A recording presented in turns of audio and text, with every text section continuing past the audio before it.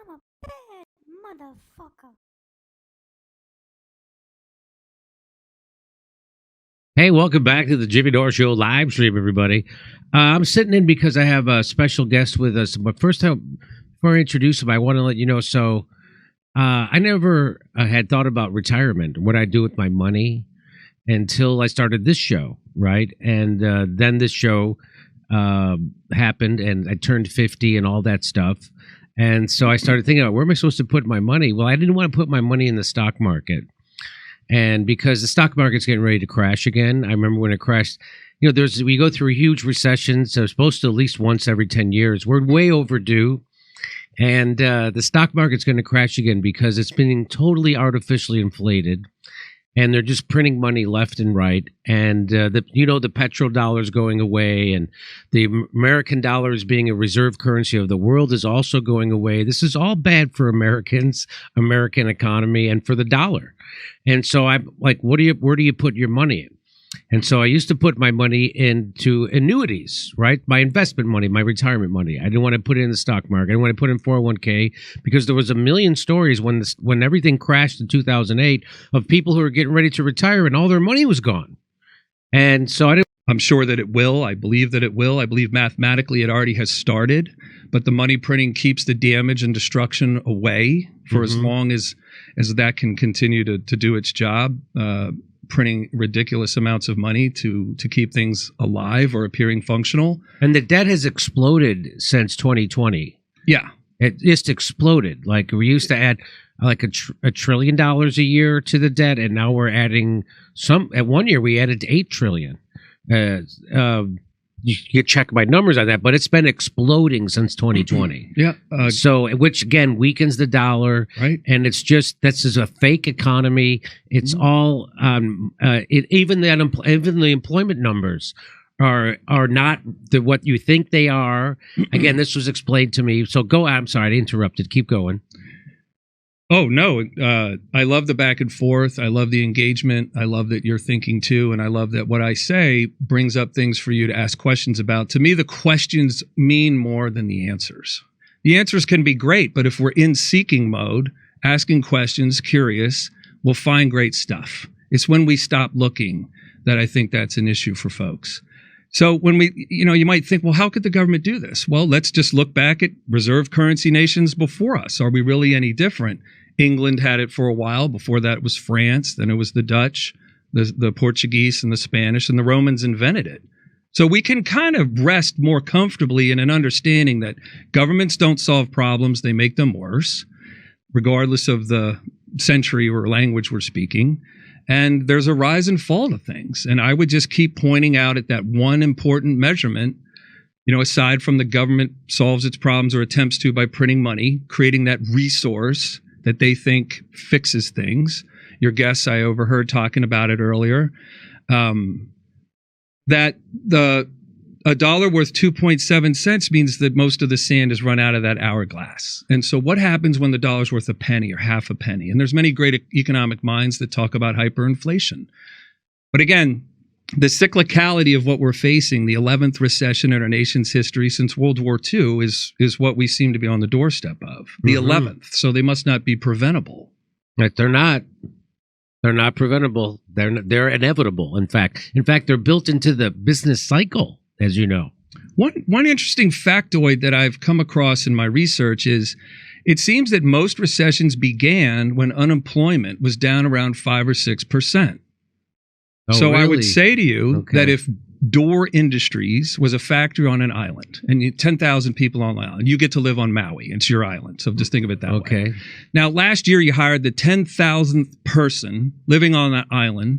They all work for you now, Dore Industries, 3 shifts a day, 7 days a week. How are you going to grow this year? Money? Exactly. Yeah.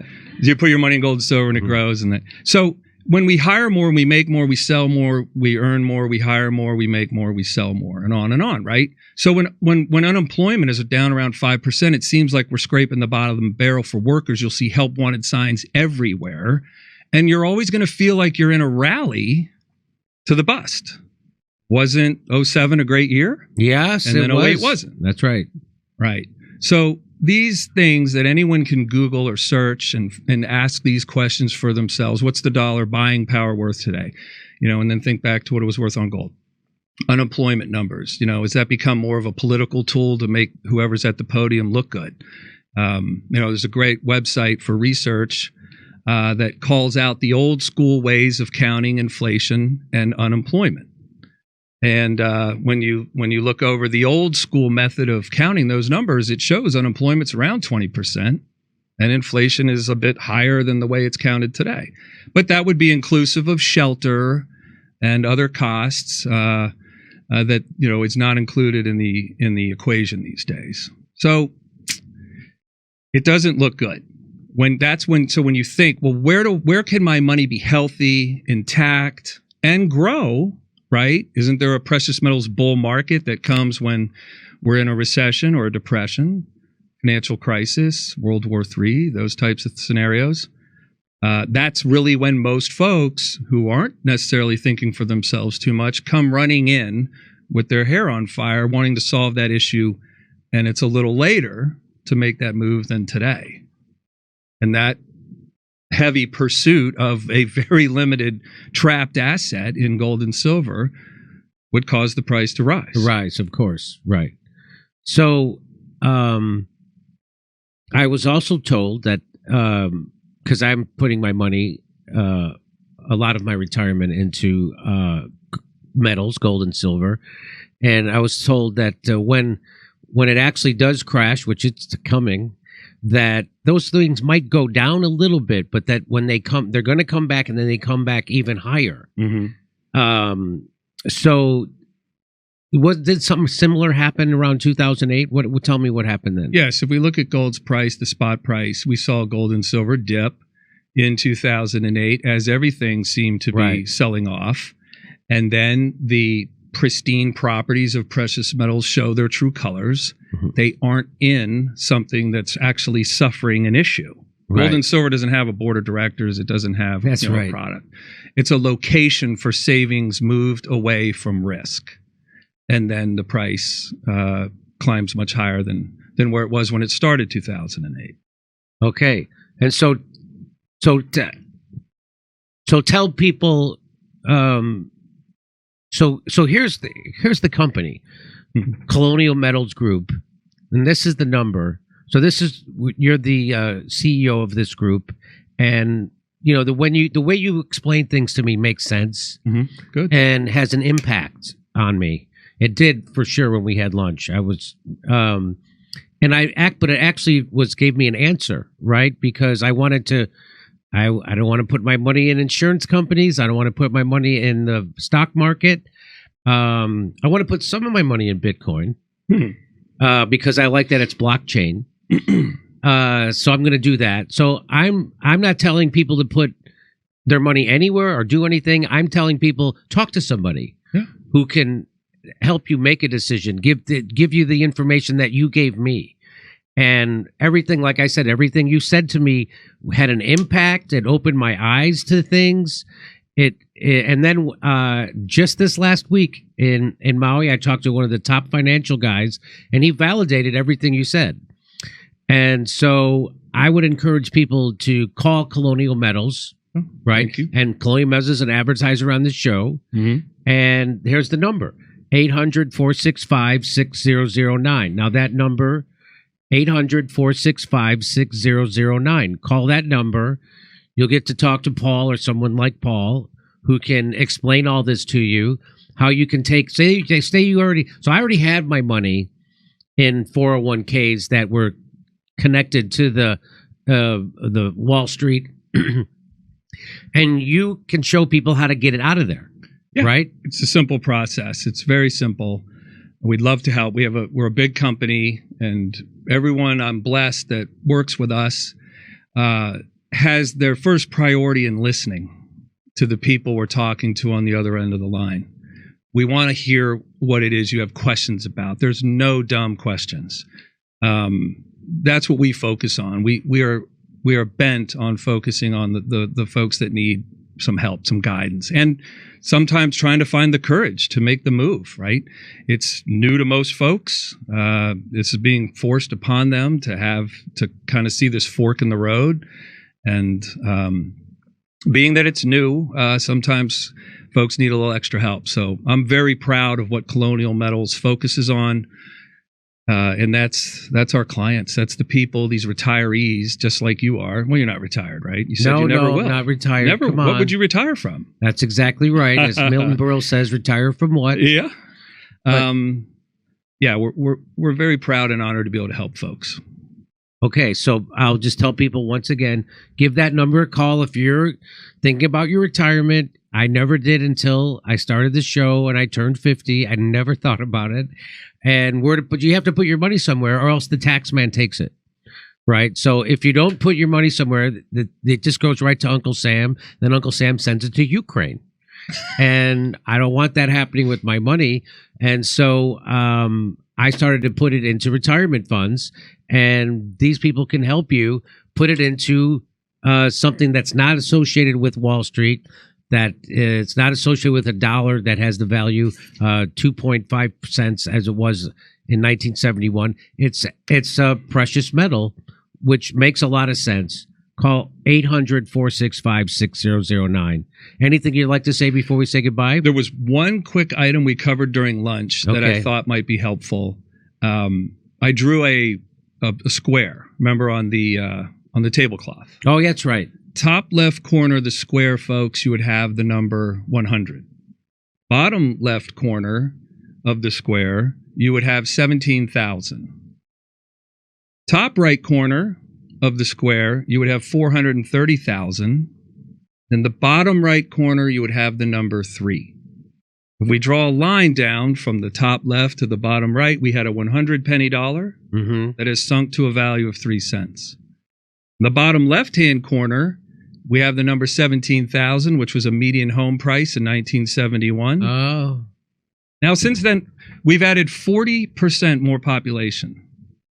So if median home price is, let's call it 20,000 in 1971, to the top right corner of 430,000, that's the inflation game. Yeah. Technically, if we just had 40% more buyers in line for a mortgage, a $20,000 home in 1971 would be around 30,000 today.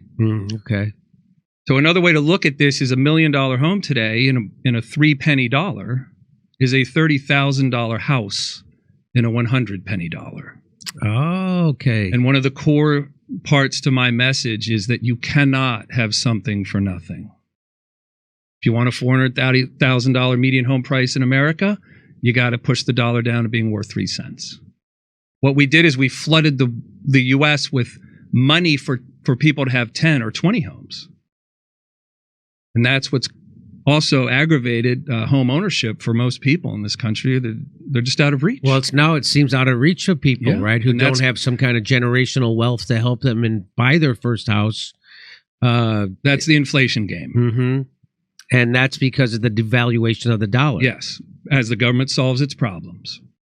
And that's why I'm going to start putting this year, I'm going to start putting my money into gold and silver. Last little line on gold and silver is you don't wait to buy gold and silver. You buy gold and silver and wait. Oh, wow. Look at that. So I'm not telling anybody what to do. I'm telling people, give them a call over here and talk to them. You have questions, they can help you. They can give you answers. And I don't say don't put all your money in one place at all. Diversify. Don't put all your money in one place. It's because, again, that's just my take on this. Talk to people you trust. Talk to people you respect. But if you're to that age where we're thinking about retirement and where to put your money for your retirement, I don't have any faith whatsoever in this government, this economy, certainly not Wall Street and then the money printing that they've been doing. And they will leave you high and dry, right? So they will send a couple of $100 billion to Ukraine, and they won't send $1,000 to the people in Hawaii, right? So we see how the government doesn't care. There are no countries. There are only corporations and the international transfer of dollars. And that's what this is a hedge against that. That's how I see it, because it's real, it's solid, it's forever. It's always been here. It will always be here. Right. And so there it is, Colonial Metals Group. They're a sponsor of our show. And you could talk to people like Paul, maybe even Paul himself. Absolutely. 800-465-6009. Thanks for coming in. I appreciate it, Paul. Absolutely, Jimmy. It was a pleasure. Thank you so much. Okay, let's go to a break and we'll be right back.